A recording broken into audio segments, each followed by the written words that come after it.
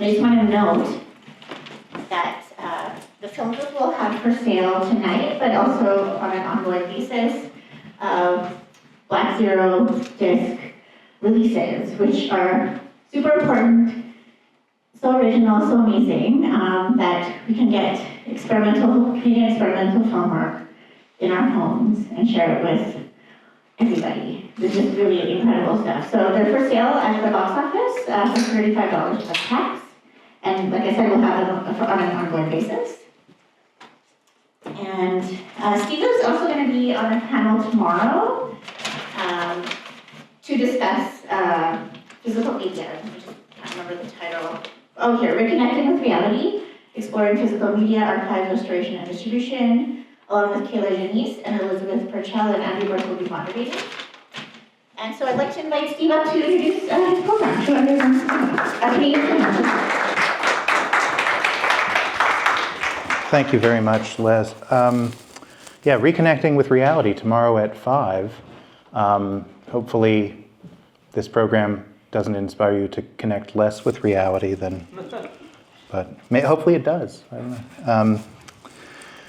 We all need an antidote for reality these days. Thank you so much to Leslie and to Olivia and the film group staff for inviting me to the Gimme Some Truth Festival, and also just for being so accommodating. I mean, I imposed on them for hours today, and they were just immensely generous. I don't want to say too much about this program because, like all films, I think these ones should essentially speak for themselves.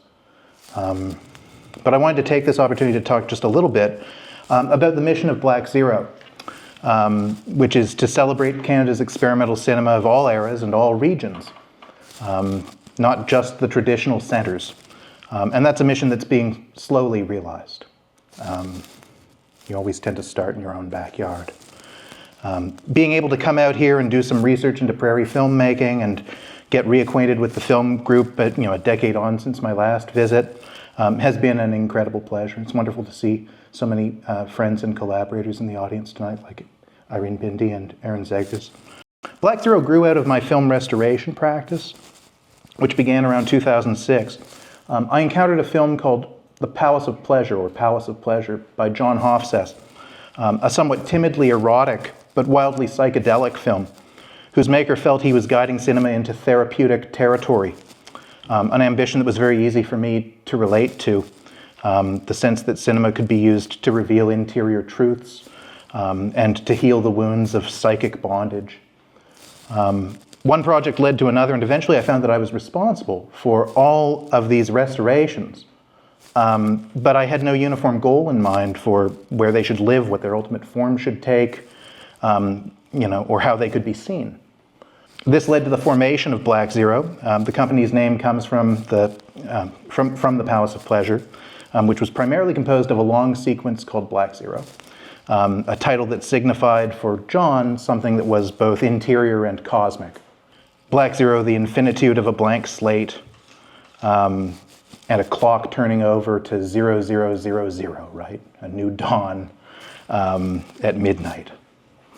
Over time, that name came to represent other things to me. It's the frame that marks the 0 point of a film's countdown leader. It's the dark acetate of a film reel as it's seen in profile. It is a void and an absolute fill. Nothing and everything, the darkness of the movie house magnified to infinity. Thus it became the black circle at the center of each of our discs. It's a little black circle on the discs itself. That's us.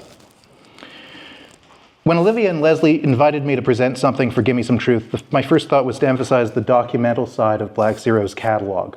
The films in tonight's program represent many different kinds of truth and nonfiction that one can encounter in Canadian experimental cinema.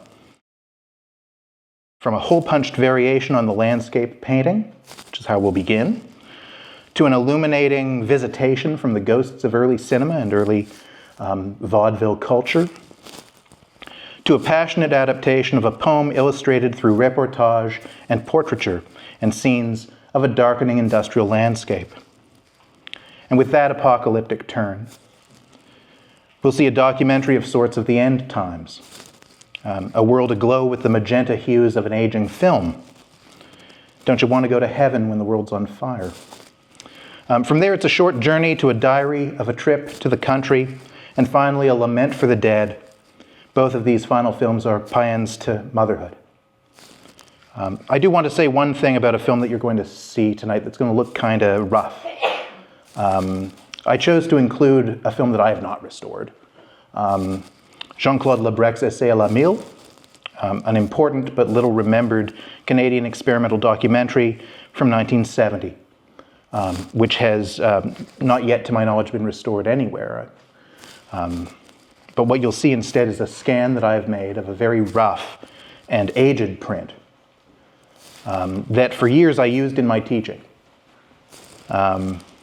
It seemed appropriate to screen it, a film offered with wounds and patina showing. Perhaps it's taken on another dimension for me as a film about impending end times from the vantage point of 1970, to remind us that the apocalypse has long been promised and that at the very least, an apocalypse can last a long time. Thank you very much.